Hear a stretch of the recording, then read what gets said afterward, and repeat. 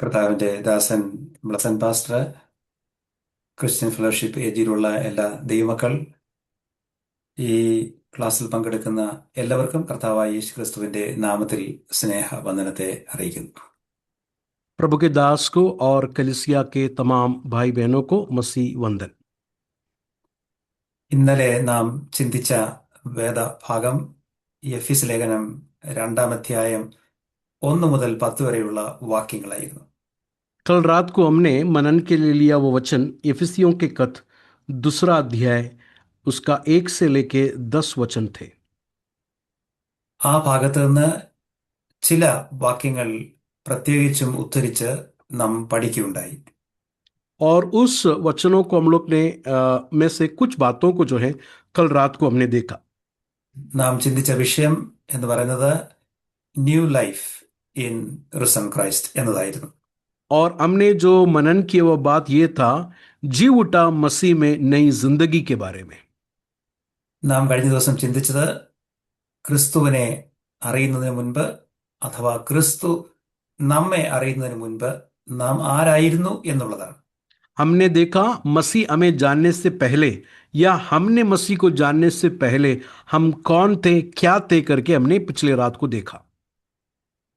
ഇന്ന് നാം ചിന്തിക്കുവാൻ പോകുന്നത് എഫേസ്യ ലേഖനം 4-ാം അധ്യായമാണ്. 4-ന്റെ 1 മുതൽ 6 വരെയുള്ള വാക്യങ്ങളാണ്. आज जो है हम लोग एफिसियों के खत 4 अध्याय उसका 1 से लेके 6 वचन को जो है हम लोग आज मनन करने के लिए जा रहे हैं। കഴിഞ്ഞ ദിവസം നാം പഠിച്ചത് നമ്മൾ പണ്ട് ക്രിസ്തുവിനെ അറിയുന്നതിന് മുൻപ് എങ്ങനെ ജീവിച്ചു, എങ്ങനെ നടന്നു എന്നുള്ളതായിരുന്നു. हमने कल की क्लास में देखा था कि मसीह को जानने से पहले हम कौन थे और किस तरह चाल चलन चलते थे। ഇന്ന് നാം പഠിക്കാൻ പോകുന്നത് അങ്ങനെ പണ്ട് നടന്ന രീതിയിൽ നിന്ന് ദൈവം നമുക്ക് പുതുജീവൻ തന്നപ്പോൾ നാം എങ്ങനെ ക്രിസ്ത്യ ജീവിതം നയിക്കണം എന്നുള്ളതാണ്. आज हम लोग देखने के लिए जा रहे हैं मसीह यीशु में परमेश्वर ने हमें नया जीवन जब दिया तो ये मसीह में आए हुए लोग किस तरह आगे को चलना है। അതുകൊണ്ട് നമ്മൾ ഇന്ന് നമ്മളോട് ചോദിക്കേണ്ട ചോദ്യം, ഞാൻ രക്ഷിക്കപ്പെട്ട വ്യക്തിയാണോ എന്ന് ചോദിക്കുമ്പോൾ തന്നെ ചോദിക്കേണ്ട ചോദ്യം, ദൈവം എനിക്ക് തന്ന രക്ഷയ്ക്കനുസരിച്ചാണോ ഞാൻ ജീവിക്കുന്നത്? जब भी हम लोग आज का क्लास जब भी सुनते हैं तो हम अपने आप को सवाल पूछेंगे, क्या मैं सच में वाकई में उद्धार पाया है? अगर पाया है तो क्या मैं जैसा चलता हूं जैसा प्रभु मुझसे कहता है? യേശു എന്നെ രക്ഷിച്ചതുകൊണ്ടുള്ള പുതിയ ജീവിതം എൻ്റെ ദൈനംദിന ജീവിതത്തിൽ എനിക്ക് കാണുവാൻ, മറ്റുള്ളവർക്ക് കാണുവാൻ സാധിക്കുന്നുണ്ടോ? मसीह ने मुझे जो दिया वह नया जिंदगी से क्या और लोग मुझे देख सकते हैं वो मसीह को, और लोग मेरे चाल चलन को देखकर ये बता सकता है कि इसमें नया हो गया है करके? അതുകൊണ്ട് നമ്മൾ എഫേസ്യ ലേഖനം 4-ാം അധ്യായം 1 മുതൽ 6 വരെയുള്ള വാക്യങ്ങൾ ധ്യാനിക്കുവാൻ പോകുകയാണ്. इसके लिए हम लोग आज के चिंतन में इफिसियों के खत 4 अध्याय 1 से लेके 6वां पंक्ति तक जो है हम लोग ध्यान करने के लिए जा रहे हैं।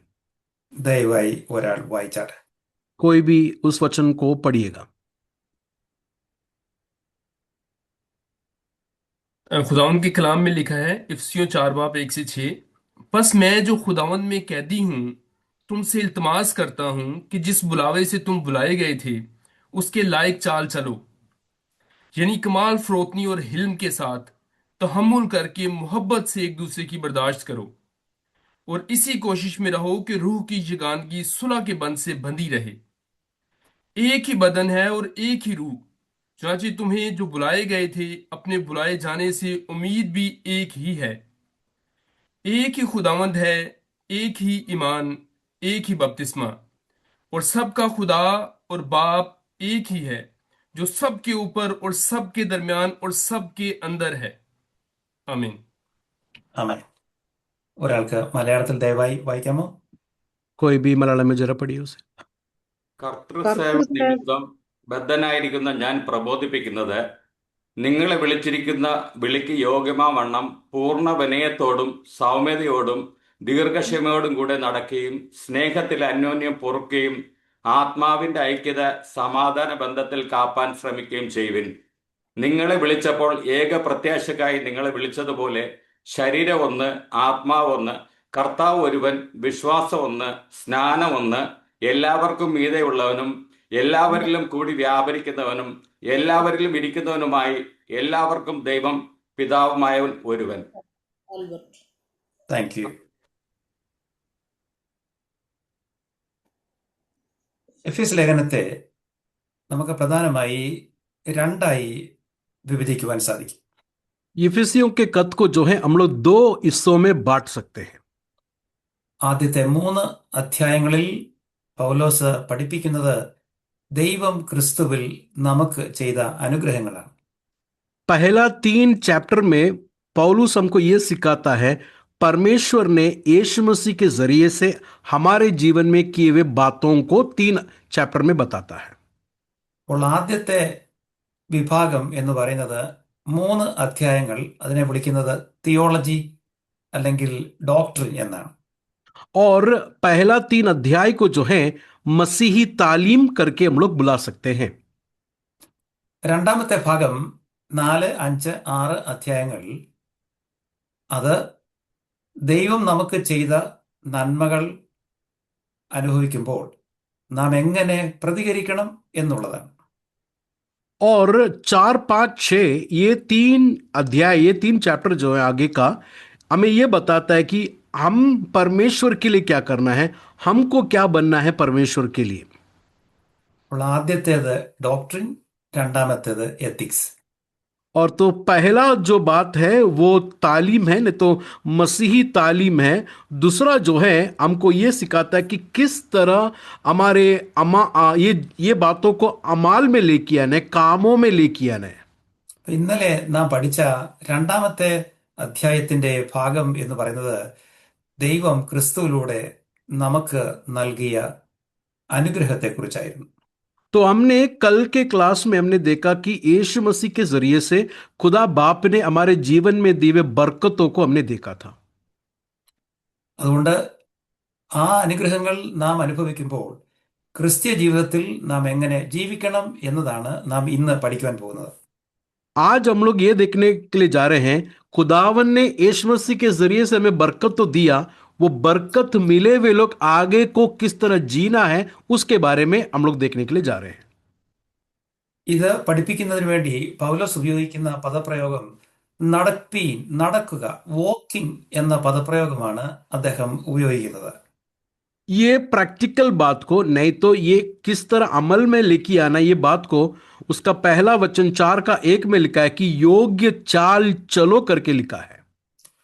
പൗലോസ് പറയുകയാണ് 4:1 കർത്തൃസേവ നിമിത്തം ബദ്ധനായിരിക്കുന്ന ഞാൻ പ്രബോധിപ്പിക്കുന്നത് നിങ്ങളെ വിളിച്ചിരിക്കുന്ന വിളിക്ക് യോഗ്യമാകും വണ്ണം. അതിനുശേഷം അദ്ദേഹം പല കാര്യങ്ങൾ പറഞ്ഞതിന് ശേഷം അദ്ദേഹം പറയുകയാണ് യോഗ്യമാകും വണ്ണം നിങ്ങൾ നടക്കണം. देखिए पहला अध्याय, 4 अध्याय का पहला वचन को जरा देखे. सो मैं जो प्रभु में बंधुआ में हूं और विनती करता हूं कि तुम्हें जो बुलावट से तुम्हें बुलाए गए हैं उसके योग्य चाल चलो. ഇവിടെ 5 പ്രധാനപ്പെട്ട കാര്യങ്ങൾ അപ്പോസ്തലനായ പൗലോസ് ജീവിതത്തെക്കുറിച്ച് പറയുന്നുണ്ട്. यहां पर 5 बातों को जो है पौलुस मसीही जिंदगी के बारे में बताता है. ഞാൻ ആ 5 കാര്യങ്ങൾ എന്ന് പറയുന്നത് 4, 5, 6 അധ്യായങ്ങളിൽ 3 അധ്യായങ്ങളിൽ ജീവിതം എങ്ങനെയായിരിക്കണം എന്നത് 5 പ്രധാനപ്പെട്ട കാര്യങ്ങൾ അദ്ദേഹം പഠിപ്പിക്കുന്നുണ്ട്. एफिसियों के कत में उसका 4, 5वां और 6वां अध्याय, ये 3 अध्याय में 5 बातों को मसीही जिंदगी के बारे में पौल हमें सिखाता है. ഈ 5 കാര്യത്തിനും പൗലോസ് ഉപയോഗിക്കുന്ന പദപ്രയോഗം വോക്ക്, നടക്കുക എന്ന് പറഞ്ഞാൽ ജീവിക്കുക എന്നതാണ്. और ये जो वर्ड पॉल जो इस्तेमाल करता है चलना, नहीं तो वॉक करके वर्ड को पॉल इस्तेमाल करता है. ഒന്നാമതായി 4-ാം അധ്യായം 1 മുതൽ 16 വരെയുള്ള വാക്യങ്ങളിൽ വോക്കിംഗ് ഇൻ യൂണിറ്റി. 4 का 1 से लेके 14वां पंक्ति तक जो है हमें एक समान होकर चलना है, यूनिटी में हमें चलना है. രണ്ടാമത്തെ നടപ്പ് എന്ന് പറയുന്നത് 4-ാം അധ്യായം 17 32 വരെയുള്ള വാക്യങ്ങളിൽ walking in holiness. चौथा अध्याय उसका 17 से लेके 32 तक का वचन में पॉल हमसे कहता है कि हमें पवित्र होकर चलना है, पाकजी में चलना है। മൂന്നാമതായി ക്രിസ്ത്യ ജീവിതത്തെക്കുറിച്ച് താൻ പഠിപ്പിക്കുമ്പോൾ 5-ാം അധ്യായം 1 മുതൽ 6 വരെയുള്ള വാക്യങ്ങളിൽ walking in love.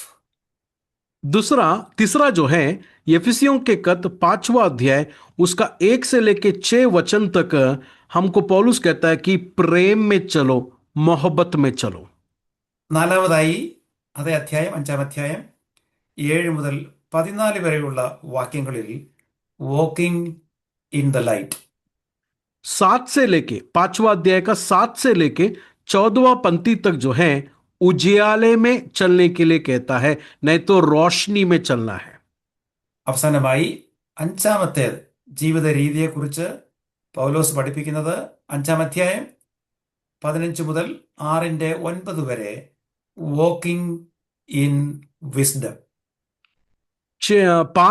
पांचवी बातें 5वां अध्याय का 15 से लेके 6 का 9 तक, 5 का 15 से लेके 6 का 9 तक जो है हमें हिकमत के साथ चलना है, नहीं तो ज्ञान के साथ चलना है। അപ്പോൾ രക്ഷിക്കപ്പെട്ട സ്നാനപ്പെട്ട ആത്മാവിൽ ജീവിക്കുന്ന ഒരു ദൈവ പൈതൽ ജീവിക്കേണ്ട 5 പ്രധാനപ്പെട്ട കാര്യങ്ങളാണ് ഈ അധ്യായങ്ങളിൽ പറഞ്ഞിരിക്കുന്നത്. तो उद्धार पाकर बपतिस्मा लिया हुआ कलीसिया का जो पार्ट है वो लोग किस तरह जीना है, वो जीने के बारे में 5 चाल चलन के बारे में वहां पर बताया गया है। അത് സമ്മറൈസ് ചെയ്താൽ walking in unity, holiness, love, light and wisdom.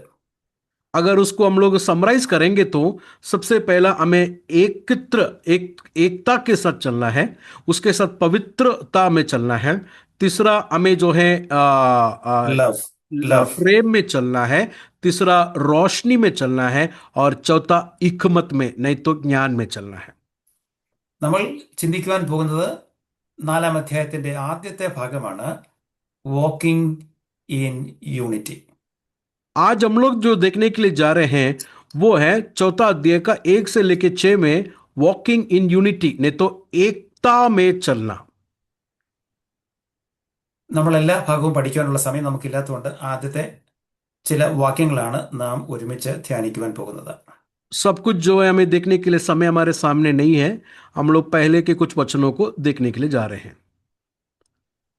അപ്പോസ്തലനായ പൗലോസ് ഈ നടപ്പിനെ കുറിച്ച് പറയുമ്പോൾ പണ്ട് ഇവർ നടന്നത് 2-ന്റെ 2-ാമത്തെ വാക്യത്തിൽ ഇന്നലെ നാം കണ്ടായിരുന്നു.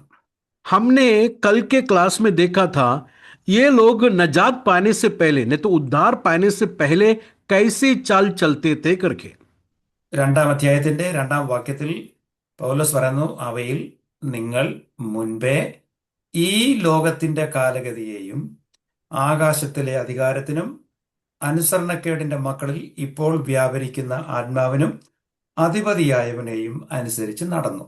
देखिए दूसरा अध्याय का दूसरा वचन आप लोग सब लोग देखिए, वहां पर क्या लिखा है कि जिनमें तुम पहले संसार के रीति पर और आकाश के अधिकार के अकीम अर्थात उस आत्मा के अनुसार चलते थे जो अब भी आज्ञा ना मानने वालों में कार्य करता है। ക്രിസ്തുവിനെ അറിയുന്നതിന് മുൻപ് ജീവിച്ച രീതിയിലുള്ള ജീവിതമല്ല കർത്താവിനെ അറിഞ്ഞതിന് ശേഷം ഉള്ള ഒരു ക്രിസ്ത്യാനിയുടെ ജീവിതം. मसीह को जानने से पहले कैसा हम चाल चलते थे वैसा बिल्कुल नहीं होना है मसीह को जानने के बाद हमारा चाल चलन।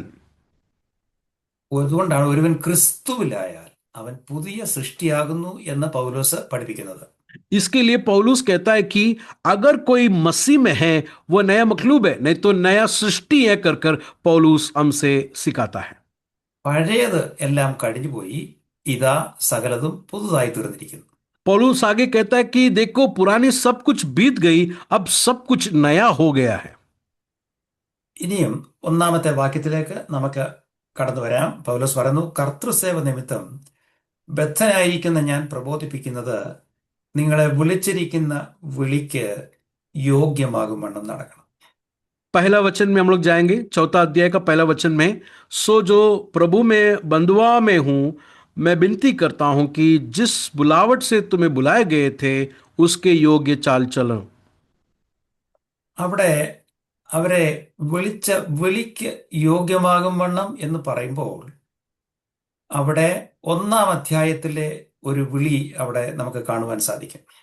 देखिए वहां पर पहला वचन में क्या लिखा है, तुमको किसके लिए बुलाया है, वो बुलाए हुए बुलाहट के योग्य के चाल चलो चलो करके कहते हैं। किस तरह അവിടെ परमेश्वर ने उनको बुलाया वो पहला चैप्टर में हम लोग देख सकते हैं। അതുകൊണ്ട് നമുക്ക് ആ വിളി എന്താണെന്ന് ശ്രദ്ധിക്കണം. 1-ാം അധ്യായത്തിന്റെ 18-19 വാക്യങ്ങൾ ദയവായി വായിച്ചാട്ടെ. इफिसियों के खत पहला अध्याय उसका 18-19 वचन को हम लोग देखेंगे। परमेश्वर का बुलावट, परमेश्वर ने किस तरह बुलाया करके वहां पर लिखा है, पहला अध्याय का 18 और 19 वचन। और तुम्हारे मन की आंखें ज्योतिर्मय हों कि तुम जान लो कि उसकी बुलाहट की आशा क्या है और पवित्र लोगों में उसकी मिरास की महिमा का धन कैसा है മതി. और उस അപ്പോൾ മലയാളത്തിൽ ദയവായി ഒരാൾ വായിച്ചാട്ടെ. അവന്റെ വിളിയാലുള്ള ആശ ഇന്നതെന്നും വിശുദ്ധന്മാരിൽ അവന്റെ അവകാശത്തിന്റെ മഹിമാധനം ഇന്നതെന്നും അവന്റെ അവന്റെ ബലത്തിൽ ആശ, വിളിയാലുള്ള ആശ, അത് കഴിഞ്ഞകാല സംഭവമാണ്. देखिए 18 वचन में क्या लिखा है, उसने जो बुलाया हुआ उसकी कैसी आशा होती है, उसकी क्या उम्मीद है। ये पास्ट टेंस में परमेश्वर ने हमें बुलाया हुआ बात को हम लोग देखते हैं। ഇവിടെ 3 പ്രധാനപ്പെട്ട കാര്യങ്ങളുണ്ട്. ഒന്ന് പഴയ നിയമകാലം, പഴയ നിയമം എന്ന് പറഞ്ഞാൽ ഓൾഡ് ടെസ്റ്റ്മെന്റ് അല്ല, പാസ്റ്റ് കാര്യം, പ്രസന്റ് കാര്യം, ഫ്യൂച്ചർ, 3 കാര്യങ്ങൾ അവിടെ പ്രത്യേകിച്ച് പറയുന്നുണ്ട്. वो वचन में अब लोग आप ध्यान से देखेंगे तो हमारे भूतकाल ने तो पास्ट टेंस और प्रेजेंट टेंस और फ्यूचर में ये 3 बातों को वहां पर जिक्र किया है। ആ പാസ്റ്റ് ടെൻസ് എന്ന് പറയുന്നതാണ് വിളിയാലുള്ള ആശ എന്തെന്ന് അറിയണം. ये पास्ट टेंस जो परमेश्वर ने पिछला हमें बुलाया था वो है, उसका मतलब है बुलाने की कैसी आशा है, बुलाने की कैसी उम्मीद है करके पौलुस कहता है। അപ്പൊ ഏതോ ഒരു വലിയ കാര്യത്തിന് വേണ്ടി കർത്താവ് നമ്മളെ വിളിച്ചു. तो एक बात आप समझना, परमेश्वर ने कुछ तो बड़ी बात के लिए हम सबको परमेश्वर ने बुलाया है। ഫ്യൂച്ചർ എന്ന് പറയുന്നത് വിശുദ്ധന്മാരിൽ നമുക്ക് വെച്ചിരിക്കുന്ന അവകാശം എന്തെന്ന് അറിയണം. और फ्यूचर क्या है, वहां पर लिखा है 18 में, पवित्र लोगों में उसकी मिरास की महिमा का धन कैसा है कर कर समझना है। അപ്പോൾ കർത്താവിന്റെ വിളി കേട്ട് ആ ആശ അനുസരിച്ച് ഇറങ്ങിയവർക്ക് തീർന്നില്ല, ഭാവിയിൽ കർത്താവ് വെച്ചിരിക്കുന്ന ഒരു അവകാശം ഉണ്ട് എന്ന് നമുക്ക് മനസ്സിലായി. तो ये 2 बात आप लोग देखिए, परमेश्वर ने हमको पास्ट में बुलाया, वो बुलाने का उम्मीद क्या है करके आगे को हम लोग देखते हैं तो खुदावंद ने अपने लोगों के लिए एक मिरास को रखा है। वो मिरास को प्राप्त करने के लिए परमेश्वर ने हमको पास्ट में बुलाया है। അപ്പോൾ കഴിഞ്ഞ കാലത്തെ വിളിയും വരാനിരിക്കുന്ന ഫ്യൂച്ചറിലെ ഭാവിയിലെ അനുഗ്രഹവും നമുക്ക് ലഭിക്കുമ്പോൾ ഇതിനിടയ്ക്കുള്ള ഒരു കാര്യമാണ് പ്രസന്റ് ടെൻസിൽ 19-ാം വാക്യത്തിൽ പറഞ്ഞിരിക്കുന്നത്. तो पास्ट में परमेश्वर हमको बुलाया, फ्यूचर में परमेश्वर हमको एक मिरास के लिए बुलाया है। ये दोनों के बीच में अब जो हो रहा वो प्रेजेंट टेंस है, 19वां वचन में लिखा गया है। അവിടാണ് പൗലോസ് പ്രാർത്ഥിക്കുമ്പോൾ ഈ 3 തലങ്ങളും വെച്ച് പ്രാർത്ഥിക്കുമ്പോൾ താൻ ഇപ്പോഴത്തെ കാര്യം പ്രാർത്ഥിക്കുമ്പോൾ 19-ാം വാക്യത്തിൽ പറയുന്നു, അതായത് ശക്തിയുടെ അളവറ്റ വലിപ്പം ഇന്നതെന്നറിയണം എന്ന് ഞാൻ നിങ്ങൾക്ക് വേണ്ടി പ്രാർത്ഥിക്കുന്നു. 19 वचन में लिखा है कि उसी के सामर्थ्य, आप उर्दू बाइबल में देखिए, उसी के सामर्थ्य हमारी और जो विश्वास करते हैं कितना महान है, उसकी शक्ति के प्रभाव के उस कार्य के अनुसार। അപ്പോൾ വ്യാപരിക്കുന്ന അത്യന്ത ശക്തിയുടെ അളവറ്റ വലിപ്പം, അങ്ങനെയാണ്, വ്യാപരിക്കുന്ന ശക്തിയുടെ അളവറ്റ വലിപ്പം അറിയണം. അപ്പോൾ ഞാൻ ഇത്രയും പറഞ്ഞതിന്റെ കാര്യം, കർത്താവ് നമ്മെ ഒരു പ്രത്യേക കാര്യത്തിന് വേണ്ടി വിളിച്ചു എന്ന് 1-18 പറഞ്ഞിട്ടുണ്ട്. तो देखिए 19 में क्या लिखा है, आज अभी क्या हमको जानना है? परमेश्वर ने कुवत को, जो हमारे हम जो सोचने और समझने भी बाहर है, ऐसे कुवत को आत्मा, पवित्र आत्मा के रूह से हमें दिया है। तो मेरा कहने का मतलब है, 18 वचन के अनुसार परमेश्वर ने मुझे और आप लोगों को किसके लिए बुलाया? एक बड़े मिरास को देने के लिए, और आज वो हमें कुवत से भर रहा है उस मिरास को पाने के लिए। അങ്ങനെയുള്ള വിളിക്ക് അനുസരിച്ച് നടക്കണം എന്നാണ് 4:1 പറഞ്ഞിരിക്കുന്നത്. तो ऐसा बुलाया हुआ खुदावंद, किसके लिए बुलाया करके समझा हुआ लोग, उस प्रकार के चाल चलो करके पौलुस 4:1 में कहता है। ഇനി പ്രത്യേകിച്ച് ഒരു കാര്യം 4:1 പൗലോസ് പറഞ്ഞിട്ടുണ്ട്, വിളിക്ക് യോഗ്യമാകും വണ്ണം നടക്കണം. देखिए वहां पर लिखा है कि जिसने हमको बुलाया है उस बुलावट के योग्य चाल चलो करके। ഇംഗ്ലീഷിൽ ഉപയോഗിച്ചിരിക്കുന്ന പ്രയോഗം വോക്ക് വർത്തിലി എന്നാണ്. और इंग्लिश में जो है वहां पर इस तरह तर्जमा किया है कि हमें जो है वर्तली चलना है, नहीं तो योग्य ठीक चाल चलो करके उर्दू में हम देख सकते हैं। ആ യോഗ്യത എന്ന വാക്കിന്റെ അർത്ഥം ഈക്വൽ വെയിറ്റ് എന്നാണ്.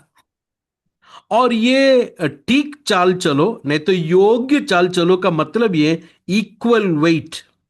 അത് ഒരു സ്പ്രിംഗ് ബാലൻസ്, ഒരു ത്രാസിന്റെ ഇമേജറിയാണ് പൗലോസ് അവിടെ ഉപയോഗിക്കുന്നത്. और वहां पर एक तराजू को, नहीं तो वेइंग स्केल को वहां पर जो है पॉल वहां पर इस्तेमाल करता है। അതായത് ഒരു ത്രാസിൽ, ഒരു സ്പ്രിംഗ് ബാലൻസിൽ രണ്ട് ഭാഗം, ഒന്നുകിൽ ഒരിടത്ത് വെയിറ്റ് വെക്കും, മറ്റിടത്ത് ഈക്വൽ പ്രോഡക്റ്റ് വെക്കും. माफ करना, वेइंग स्केल नहीं, मतलब तराजू जो हम रखते हैं, एक जगह पर कुछ बोझ को रखते हैं और उस बोझ के अनुसार अगला वेट भी अगला तराजू के उस पात्र में हम लोग रखते हैं। ഉദാഹരണത്തിന് 2 കിലോഗ്രാം ഷുഗർ നമ്മൾ വാങ്ങണമെങ്കിൽ അവർ 2 കിലോഗ്രാം വെയിറ്റ് വെച്ച് മറു സൈഡിൽ ആ 2 കിലോഗ്രാം പ്രോഡക്റ്റ് വെക്കും. मिसाल के तौर से तराजू में एक साइड पर 2 किलो का चीनी अगर रखेंगे तो उसके बराबर 2 किलो वेट भी रखेंगे, और वो 2 किलो वेट रखकर वो चीनी हमें बेचता है। ഇത് കറക്റ്റായിട്ട് 2 കിലോ ഉണ്ടോ ഇല്ലയോ എന്നറിയാൻ നമുക്കറിയാം. ഒരു ബാലൻസ്, ഒരു മിഡിൽ, ഒരു നീഡിലുണ്ട്. രണ്ടും ഒരുപോലെ വരുമ്പോൾ നമുക്ക് മനസ്സിലായി ഇത് ഈക്വൽ വെയിറ്റ് ആണ്. तो ये तराजू के बीच में एक नीडल आता है, एक सुई आता है। दोनों अगर वेट संतुलन में है, बैलेंस में है, तो ये नीडल जो है बराबर मिडिल में आकर रुकता है। അപ്പോൾ യോഗ്യമാകും വണ്ണം നടക്കുക എന്ന് പറഞ്ഞാൽ, കറക്റ്റ് ബാലൻസിൽ ജീവിക്കുക എന്ന് പറഞ്ഞാൽ, കർത്താവ് എന്തിനു വേണ്ടി നമ്മെ വിളിച്ച് ദൈവകൃപ തന്നുവോ അതിന് ഒട്ടും കുറവ് വരാതെ അതിനനുസരിച്ചുള്ള ക്രിസ്തീയ ജീവിതം നയിക്കാൻ നാം കടപ്പെട്ടവരാണ്. तो ठीक चाल चलने का मतलब क्या है? योग्य चाल चलो का मतलब क्या है? प्रभु ने किस मतलब से हमें बुलाया है, उसका बिल्कुल कम भी नहीं करना है, ज्यादा भी नहीं। ठीक रीति से, जिस रीति में हमें बुलाया उसी रीति से ही मुझे और आप लोग को चलना है। അതുകൊണ്ടാണ് ഞാൻ ആദ്യം പറഞ്ഞതുപോലെ നമ്മളോട് ചോദിക്കേണ്ട ചോദ്യം, എൻ്റെ ജീവിതം എന്നെ കർത്താവ് രക്ഷിച്ചതിനനുസരിച്ചുള്ള ജീവിതമാണോ ഞാൻ നയിക്കുന്നത്? तो इसके लिए मैंने शुरू में कहा, हम अपने आप से ही पूछना चाहिए कि मेरा चाल चलन क्या वैसे ही है जिस तरह परमेश्वर मुझे बुलाया है? क्या मैं वैसे ही चल रहा हूं क्या, या नहीं करके हम अपने आप से पूछना चाहिए। അപ്പോൾ കർത്താവ് നമ്മെ വിളിച്ചത് യോഗ്യമാകും വണ്ണം എന്ന് പറഞ്ഞാൽ, കർത്താവ് നമുക്ക് നൽകിയ കൃപയ്ക്ക്, രക്ഷിച്ച കൃപയ്ക്ക് ഒട്ടും കുറഞ്ഞു പോകാതെ തുല്യമായി അതിനനുസരിച്ചുള്ള ഒരു ക്രിസ്തീയ ജീവിതത്തിന് വേണ്ടിയാണ് കർത്താവ് നമ്മളെ വിളിച്ചിരിക്കുന്നത്. परमेश्वर ने हमको किसके लिए बुलाया है? मैं और आप लोग बिना कोई उसमें कॉम्प्रोमाइज किए हुए परमेश्वर ने किसके लिए बुलाया? उसी रीति से ठीक चाल चलने के लिए हमें परमेश्वर ने बुलाया है। ഒന്നാം വാക്യം ദയവായി ഒന്നുകൂടെ ശ്രദ്ധിച്ചാട്ടെ. पहला वचन को और एक बार सब लोग जरा देखिए। അദ്ദേഹം പറയുന്നത്, കർത്തൃസേവ നിമിത്തം ബദ്ധനായിരിക്കുന്ന ഞാൻ പ്രബോധിപ്പിക്കുന്നത്. അദ്ദേഹം ഇത് പറയുമ്പോൾ താൻ കാരാഗ്രഹത്തിൽ ചങ്ങലയിലാണ്. और यहां पर पौलुस कहता है कि प्रभु के बंधुआ हूं, मतलब पॉल ये लिखने के वक्त जेल के अंदर था। കാരാഗ്രഹത്തിൽ കിടക്കുമ്പോഴും തൻ്റെ ചിന്ത, തൻ്റെ ചങ്ങല പൊട്ടി വെളിയിൽ വരാൻ വേണ്ടി ഒരു പ്രാർത്ഥിക്കണമെന്നല്ല. തൻ്റെ ആഗ്രഹം ദൈവത്തിൻ്റെ രക്ഷ ലഭിച്ച എഫെസോസിലെ ദൈവമക്കൾ അവർ നിത്യതയിൽ കാണപ്പെടണം എന്നുള്ള വലിയ ഭാരമാണ്. देखिए, बंधुआ में पड़ा हुआ, जेल में पड़ा हुआ पॉल का प्रार्थना ये नहीं है कि जेल में जो मैं पड़ा हूं जंजीरों को तोड़कर प्रभु मुझे बाहर लेके आए, ये नहीं प्रार्थना कर रहा है। उनका दिल का बोझ ये है कि उद्धार पाए हुआ लोग जो हैं ठीक रीति से चाल चलकर परमेश्वर ने बुलाए वो उस राज्य में, उस बादशाही में पहुंचे।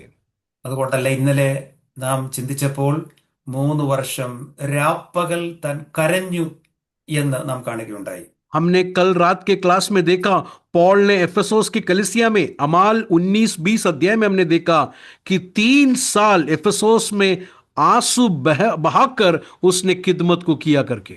ആ 3 വർഷം കരഞ്ഞു പ്രാർത്ഥിച്ചത് തൻ്റെ ആവശ്യത്തിന് വേണ്ടിയല്ലായിരുന്നു, സഭ ഗുണത്തിൽ വളരേണ്ടതിനു വേണ്ടി താൻ കരഞ്ഞു. देखिए, ये 3 साल पॉल जब ही दुआ कर रहे थे, रोकर दुआ कर रहे थे, वो अपने कोई जरूरत के लिए नहीं दुआ कर रहे थे, बल्कि कलीसिया परमेश्वर के बुलावट को जानकर वैसे ठीक चाल चलने के लिए 3 साल पौलुस ने रोकर दुआ किया। 4:1 നാം പ്രകാരം വായിക്കുന്നത് ഇംഗ്ലീഷിൽ I beseech you, I urge you, മലയാളത്തിൽ പ്രബോധിപ്പിക്കുന്നു. അതിന്റെ അർത്ഥം it is a matter of urgency. यहां पर हिंदी में विनती करते हैं, नहीं तो नसीहत करना। इसका मतलब क्या है? ये एक अर्जेंट बात को पॉल कह रहा है। ഇനി പ്രധാനമായി 5 പ്രധാനപ്പെട്ട കാര്യങ്ങൾ ഈ 1-2 വാക്യങ്ങളിൽ നാം കാണുന്നുണ്ട്. और 5 बातों को जो है ये 1-2 वचन में हम लोग देख सकते हैं। ഒന്നാമതായി അദ്ദേഹം പറയുന്നത് നിങ്ങൾ എങ്ങനെ നടക്കണം? പൂർണ്ണ വിനയത്തോടെ നടക്കണം. तो सबसे पहला पौलुस इस तरह कहता है कि सारी दीनता से तुम्हें चलना है। उसका दूसरा वचन में आप लोग देख सकते हैं, पौलुस कहता है कि सारी दीनता में तुम्हें चलना है। ഇംഗ്ലീഷിൽ നമ്മൾ വായിക്കുന്നത് വോക്ക് ഇൻ ഹ്യൂമിലിറ്റി എന്നാണ്. और इंग्लिश में ह्यूमिलिटी नहीं तो फरोतनी से तुम्हें चलने के लिए पौलुस सबसे पहला कहता है। ലോലിനെസ് എന്നാണ് ഇതിന്റെ അർത്ഥം. ലോലിനെസ് ഓഫ് മൈൻഡ് എന്നാണ് ഹ്യൂമിലിറ്റി എന്ന വാക്കിന്റെ അർത്ഥം.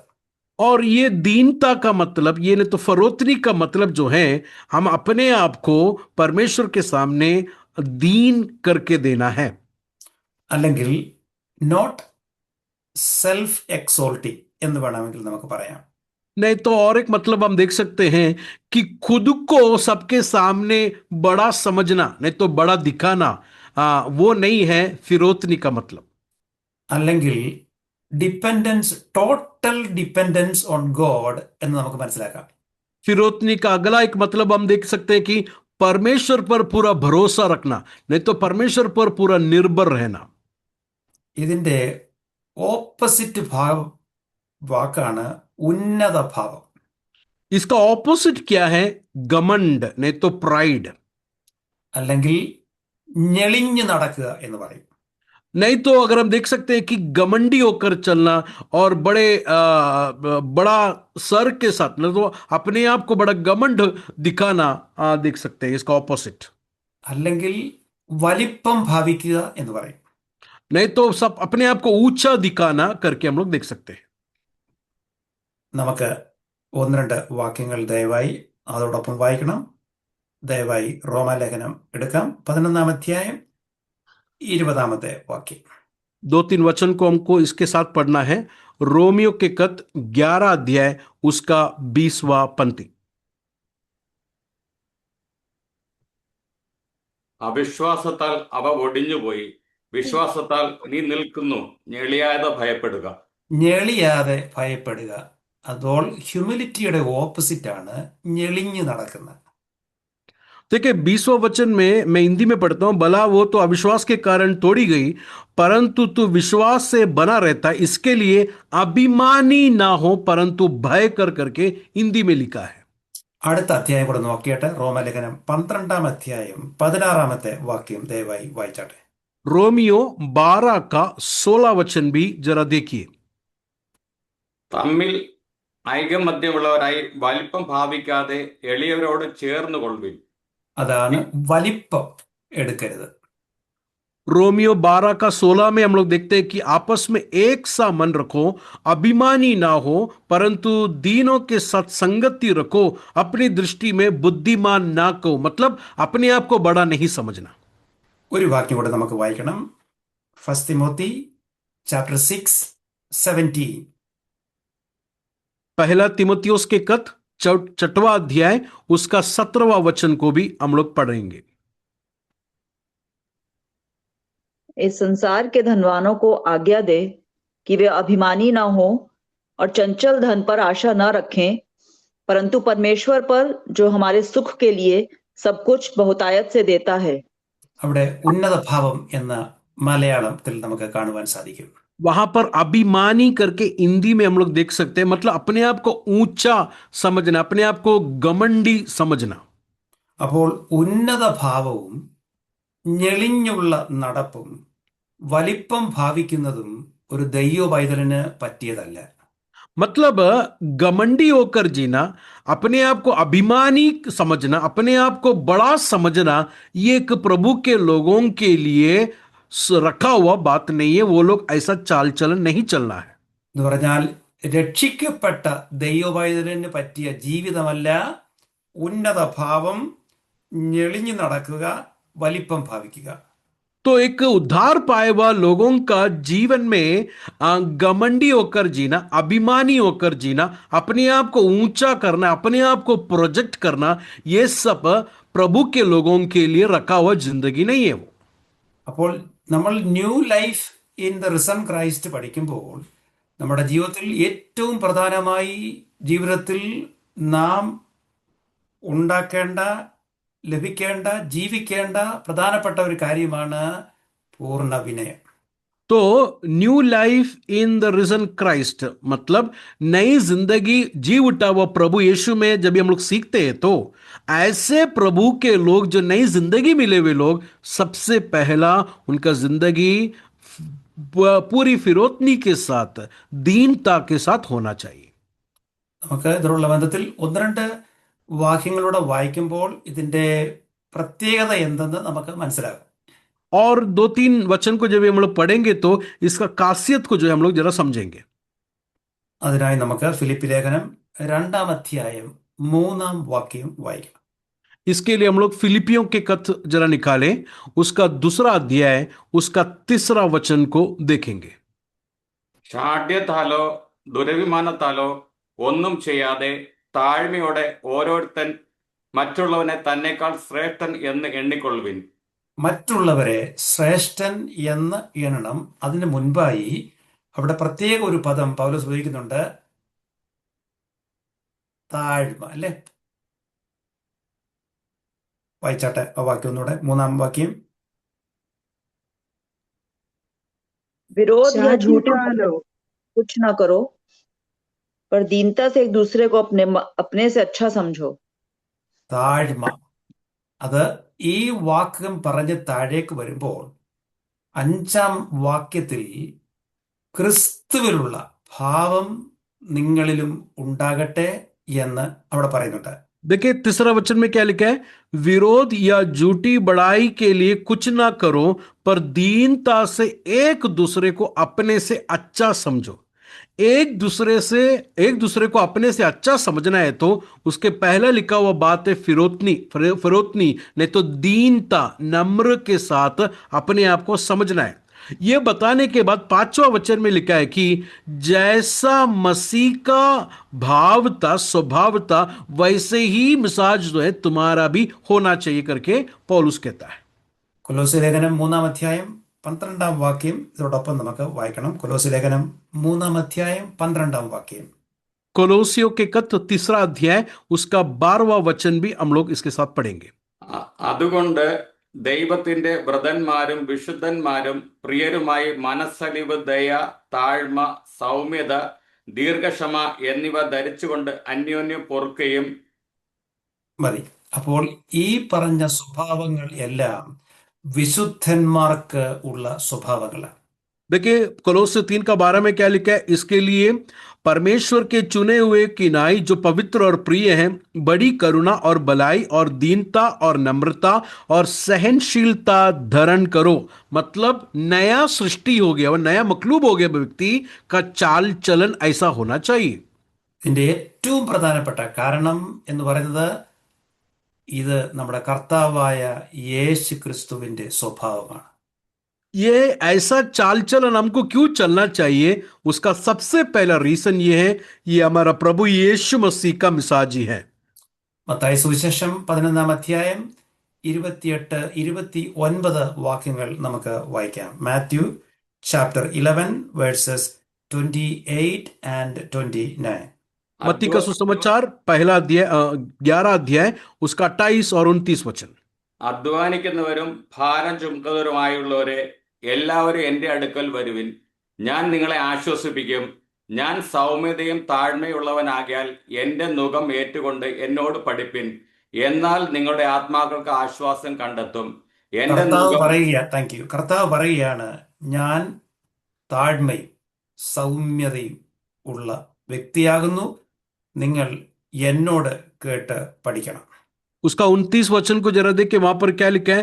मेरा जुआ अपने ऊपर उठा लो और मुझसे सीखो, क्योंकि मैं नम्र और मन में दीन हूं और तुम अपने मन में विश्राम पाओगे. परमेश्वर कौन है, यीशु कौन है, कर 29 वचन में हम देख सकते हैं. നമ്മെ വിളിക്കുന്ന പേര് ദൈവ മക്കൾ എന്നാണ്. हमें हम लोगों को बाइबल में क्या करके बुलाते हैं? हम प्रभु के फर्जंद है, प्रभु के बच्चे हैं करके. അങ്ങനെയെങ്കിൽ മക്കൾക്ക് അപ്പന്റെ സ്വഭാവം ഉണ്ടാകുന്നത് പോലെ ക്രിസ്തുവിന്റെ സ്വഭാവം നമുക്ക് ഉണ്ടാകേണ്ടതാണ്. बच्चों को जिस तरह बाप का स्वभाव मिजाज मिलता है, उसी तरह क्रिश्चियंस लोगों को, मसीह लोगों को मसीह का मिजाज नहीं तो मसीह का स्वभाव मिलना चाहिए. അതുകൊണ്ട് രക്ഷിക്കപ്പെട്ട ദൈവമക്കൾക്ക് കുടുംബത്തിലും സഭയിലും യൂണിറ്റിയിൽ നടക്കണമെന്നുണ്ടെങ്കിൽ, ഐക്യതയിൽ നടക്കണം എന്നുണ്ടെങ്കിൽ ഏറ്റവും പ്രധാനപ്പെട്ട ജീവിത ഗുണമാണ് ഹ്യൂമിലിറ്റി, പൂർണ്ണ വിനയം. अगर कलिसिया और फैमिली यूनिटी के साथ अगर रहना है तो हर एक लोगों का मिजाज कैसा होना है? मसीह के जैसा नम्र, दीनता और फिरोतनी के साथ होना है. പ്രത്യേകിച്ചും ഇന്ത്യൻ കോണ്ടെക്സ്റ്റ്, പ്രത്യേകിച്ചും മലയാളി കോണ്ടെക്സ്റ്റിൽ നമ്മളെല്ലാവരും താഴാൻ ആരും ആഗ്രഹിക്കുന്നവരല്ല. अगर इंडियन कॉन्टेक्स्ट में देखेंगे, मलयाली कॉन्टेक्स्ट में देखेंगे तो मलयाली लोग झुकने के लिए उतना जल्दी तैयार नहीं होते हैं. എല്ലാവർക്കും പൊങ്ങിയിരിക്കണം, വലിപ്പം വേണം, ഉന്നത ഭാവം വേണം. सब लोगों को जो है ऊंचा दिखाना है. सब लोग ये समझाना चाहते हैं औरों को कि हम कुछ है. കർത്താവ് തന്നെ പഠിപ്പിച്ചു, തന്നെത്താൻ ഉയർത്തുന്നവനെല്ലാം താഴ്ത്തപ്പെടും. यीशु मसीह ने हमको सिखाया, जो अपने आप को ऊंचा उठाता है उसको नीचा करेगा करके. തന്നെത്താൻ താഴ്ത്തുന്നവൻ എല്ലാം ഉയർത്തപ്പെടും. और जो अपने आप को दीन करता है, नम्र करता है, परमेश्वर उसको उठाएगा. അതുകൊണ്ട് കർത്താവ് അത് പഠിപ്പിച്ചത് മാത്രമല്ല, കർത്താവ് സ്റ്റോറി പറഞ്ഞ് പഠിപ്പിച്ചു. यीशु मसीह ने खाली ऐसा बोलकर सिखाया नहीं, बल्कि यीशु ने कहानी सिखाकर लोगों को सिखाया. യേശു പറഞ്ഞു പഠിപ്പിച്ച ഒരു പ്രത്യേക സ്റ്റോറിയുണ്ട്. രണ്ടുപേര് പ്രാർത്ഥിക്കുവാൻ ആലയത്തിൽ പോയി, ചുങ്കക്കാരനും പരീശനും. यीशु मसीह ने एक तमसील, एक दृष्टांत सिखाया हमें. दो लोग प्रार्थना करने के लिए एकल में, मंदिर में गया था, एक चुंगी लेने वाला और एक फरीसी. ആ സ്റ്റോറി പാരബിൾ നമ്മൾ കാണുന്നത് ലൂക്കോസിന്റെ സുവിശേഷം 18 അധ്യായത്തിലാണ്. हम वो देखते हैं तमसील को लूका का सुसमाचार 18 अध्याय में हम लोग देखते हैं इसको. രണ്ടുപേരും ദൈവത്തോട് പ്രാർത്ഥിക്കാനാണ് ആലയത്തിൽ പോയത്. പക്ഷെ ഒരാള് പരീശൻ നിന്നുകൊണ്ട് തന്നെ അവന്റെ ഗുണമെല്ലാം പറഞ്ഞ് പ്രാർത്ഥിച്ചു. और दो लोग प्रार्थना करने के लिए गया था. एक बंदे ने अपना गुण को, अपनी बातों को परमेश्वर से कहने के लिए शुरू हो गया. അവൻ പ്രാർത്ഥിച്ചപ്പോൾ ആദ്യം പറഞ്ഞത്, കർത്താവേ, നിന്നെ ഞാൻ സ്തുതിക്കുന്നു, കാരണം എന്റെ അടുത്ത് നിൽക്കുന്നവനെ പോലെ ഒരു പന്ന അഴുക്കനല്ല ഞാൻ. तो ये फरीसी ने यह प्रार्थना किया, परमेश्वर मैं तुझे धन्यवाद देता हूं क्योंकि जो मेरे बाजू में है उतना बुरा नहीं हूं मैं, जितना ये बुरा है उतना मैं नहीं हूं, और मैं उससे कितना बेहतर अच्छा हूं करके ये प्रार्थना कर रहा था. അപ്പൊ അയാൾക്ക് ദൈവത്തെ സ്തുതിക്കാനുള്ളത് കർത്താവ് തന്നോടുള്ള സ്നേഹം കൊണ്ടല്ല, അടുത്ത് നിൽക്കുന്ന മഹാ അഴുക്കനാണ്, അവനെ പോലല്ല ഞാൻ. इनका प्रार्थना का विषय ये नहीं है कि परमेश्वर इनको प्रेम करता है, ये नहीं है इनका सब्जेक्ट प्रार्थना का. इनका प्रार्थना का सब्जेक्ट क्या है? मैं औरों से तो बहुत अच्छा हूं. പാപിയായ മനുഷ്യൻ സ്വർഗത്തേക്ക് പോലും നോക്കുവാൻ കഴിയാതെ മാറത്തടിച്ചു. അവൻ കരഞ്ഞു, പാപിയായ എന്നോട് കരുണ തോന്നണമേ എന്നവൻ പ്രാർത്ഥിച്ചു. और ये चुंगी लेने वाला ये स्वर्ग में भी नहीं देख सकता था, बल्कि अपने छाती पीट कर मैं गुनहगार हूं, मुझ पर दया कर करके वो प्रार्थना किया. കർത്താവ് പറയുന്ന ഒരു കാര്യമുണ്ട്, അവൻ നീതീകരിക്കപ്പെട്ടവനായി ഭവനത്തിലേക്ക് പോയി. और वहां पर कलाम इस तरह देखते हैं कि ऐसा दुआ किया हुआ ये मसूल लेने वाला व्यक्ति, खुदावन ने उसको रास्तबास बनाकर घर भेज दिया. എന്നിട്ട് യേശു പറയുകയാണ്, തന്നെത്താൻ ഉയർത്തുന്നവനെല്ലാം താഴ്ത്തപ്പെടും, തന്നെത്താൻ താഴ്ത്തുന്നവൻ എല്ലാം ഉയർത്തപ്പെടും.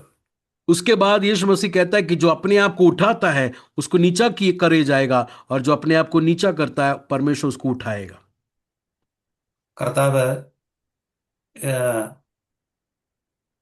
ചിലർക്ക് സ്റ്റോറിയൊക്കെ പറഞ്ഞ് പഠിപ്പിക്കുമ്പോൾ പെട്ടെന്ന് സ്റ്റോറി മനസ്സിലിരിക്കും. അതുകൊണ്ടായിരിക്കും കർത്താവ് സ്റ്റോറി പറഞ്ഞ് മനസ്സിലാക്കിയത്. कुछ लोगों को स्टोरी जब भी बताते हैं तो जल्दी समझ में आता है, इसलिए परमेश्वर तमसीलों से, दृष्टांतों से बात करते थे. കർത്താവ് സ്കിറ്റ് കാണിച്ച് ഇതേ കാര്യം കാണിച്ചു. और परमेश्वर ने एक बार स्किट करवा के उनको सिखाया. കുറെ പിള്ളേരെ എല്ലാം കർത്താവ് വിളിച്ചു വരുത്തി. कुछ बच्चों को परमेश्वर ने बुलाया. എന്നിട്ട് ശിഷ്യന്മാരോടും കൂടെയുള്ളവരോടും പറഞ്ഞു, നിങ്ങൾ തിരിഞ്ഞ് ഈ ശിശുക്കളെ പോലെ ആയി വരുന്നില്ലെങ്കിൽ ഒറ്റ ഒരുത്തനും ദൈവരാജ്യത്തിൽ കടക്കയില്ല. और परमेश्वर ने बच्चों को दिखाकर कहा, अगर तुम इस बच्चों के नाई मुड़कर नहीं आएंगे तो खुदावन की बादशाही में तुम दाखिल नहीं होंगे. ഇങ്ങനെ ഈ രണ്ട് രീതി പഠിപ്പിച്ചു. എന്നിട്ടും മനസ്സിലാകത്തില്ലെങ്കിൽ വേറെ മൂന്നാമത്തെ രീതിയിലും കർത്താവ് പഠിപ്പിച്ചു. ये दो बातें, तमसील में सिखाया, दृष्टांत में सिखाया, दूसरा स्किट दिखाकर सिखाया. ये दो बातों में भी नहीं सिखाया तो तीसरा एक रवैया परमेश्वर ने लिया सिखाने के लिए. മാളിക മുറി എന്ന് കേൾക്കുമ്പോൾ പെട്ടെന്ന് മനസ്സിൽ വരുന്നത് പെന്തക്കോസ്താണ്, അല്ലേ? देखिए, हम लोग देखते हैं कि मरकोस का उस ऊंची घर में इकट्ठा हो गया, तो मरकोस का उस ऊंची घर में इकट्ठा हो गया करके जब हम बोलेंगे तो हमारे मन में क्या आता है? अमाल 2 का एक पेंटेकोस्ट हमारे मन में आता है. ആദ്യം അതല്ല വരേണ്ടത്. ആ മാളിക മുറിയിൽ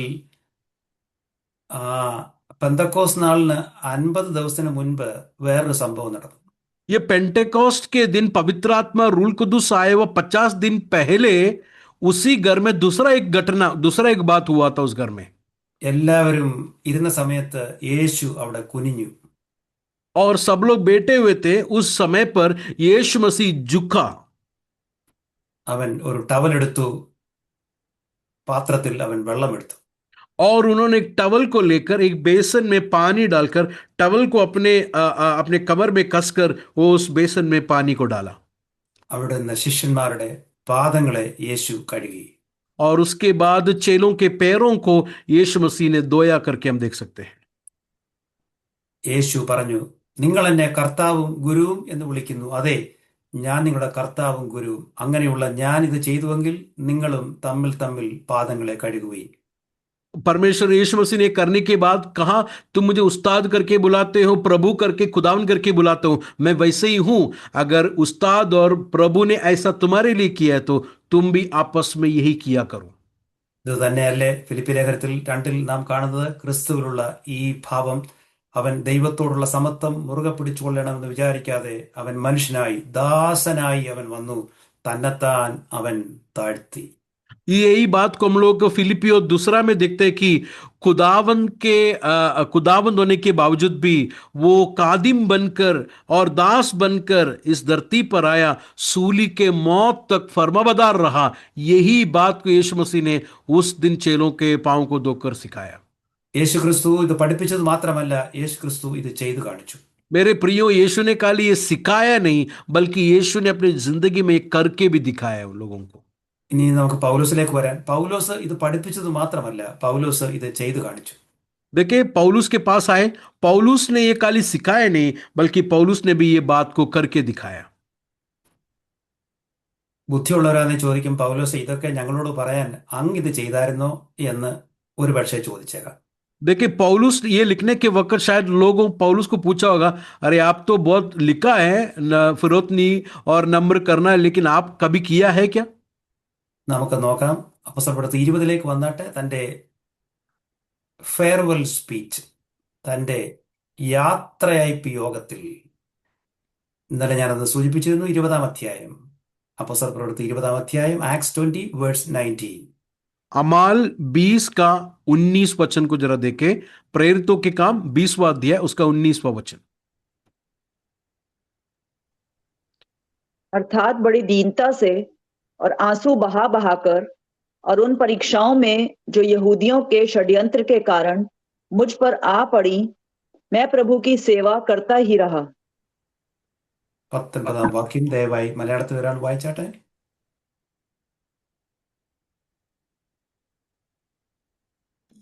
വളരെ വളരെ താഴ്മയോടും കണ്ണുനീരോടും യഹൂദന്മാരുടെ കൂട്ടുകെട്ടുകളാൽ എനിക്ക് ഉണ്ടായ കഷ്ടങ്ങളോടും കൂടെ കർത്താവിനെ സേവിച്ചു വന്നു എന്നും പ്രയോജനമുള്ളതൊന്നും മറച്ചു വെക്കാതെ പരസ്യമായും വീടുതോറും നിങ്ങളോട് അറിയിക്കുകയും ഉപദേശിക്കുകയും ചെയ്തു എന്നും ദൈവത്തെങ്കിലേക്കുള്ള മാനസാന്തരവും നമ്മുടെ കർത്താവായ യേശു ക്രിസ്തുവിലുള്ള വിശ്വാസവും യഹൂദന്മാർക്കും യവനന്മാർക്കും സാക്ഷീകരിച്ചു എന്നും നിങ്ങൾ അറിയുന്നുവല്ലോ.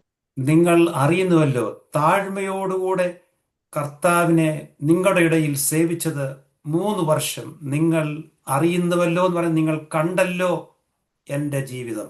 देखिए, 19 वचन में क्या लिखा है? पॉल कहता है कि मैं बड़ी दीनता से, फिरौतनी से, आंसू बह बहा कर जो है तुम्हारे बीच में मैंने मेहनत किया, ये तुम जानते हो. मतलब पौलुस ऐसा खिदमत किया करके उन लोगों ने अपनी आंखों से देखा, पौलुस ऐसा करता हुआ. ഓക്കെ, നമ്മൾ പ്രധാനമായി 5 കാര്യമാണ് ചിന്തിക്കാൻ പോകുന്നത്. ഒന്ന്, ഹ്യൂമിലിറ്റി, അതാണ് നമ്മൾ ഇതുവരെ ചിന്തിച്ചത്. तो हमने 5 बातों को देखने के लिए जा रहे हैं इफिसियों के खत में.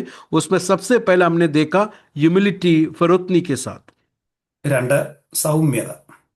दूसरी बातें हैं हलीमी के साथ, ഇംഗ്ലീഷിൽ അതിനെ ജെന്റിൽനെസ് എന്നാണ് ട്രാൻസ്ലേറ്റ് ചെയ്തിരിക്കുന്നത്. और इंग्लिश में उसको हलीमी करके बताया गया है, नहीं तो हिंदी में उसको नम्रता करके हम लोग देख सकते हैं. സൗമ്യത എന്നത് ഡിവൈൻലി ബാലൻസ്ഡ് വർച്യു എന്ന് പറയും. और इस नम्रता को प्रभु ने दिया हुआ, परमेश्वर का स्वभाव का दिया गया हुआ एक बैलेंस ये करके हम लोग देख सकते हैं. ഇതിനെ മീക്നെസ് എന്ന് മറ്റൊരു ട്രാൻസ്ലേഷൻ ഉണ്ട്. और दूसरा एक ट्रांसलेशन में इसको मीकनेस, नहीं तो नम्रता करके कहा गया है. ആ ഡിവൈൻലി ബാലൻസ്ഡ് വർച്യു എന്ന് പറയുന്നത് നമ്മുടെ കർത്താവായ യേശു ക്രിസ്തുവിന്റെ ശുശ്രൂഷയിൽ അത് വെളിപ്പെട്ടിട്ടുണ്ട്. और ये अलीमी जो है हमारे खुदावंद यीशु मसीह के मिनिस्ट्री में, सेवकाई में, खिदमत में हम देख सकते हैं.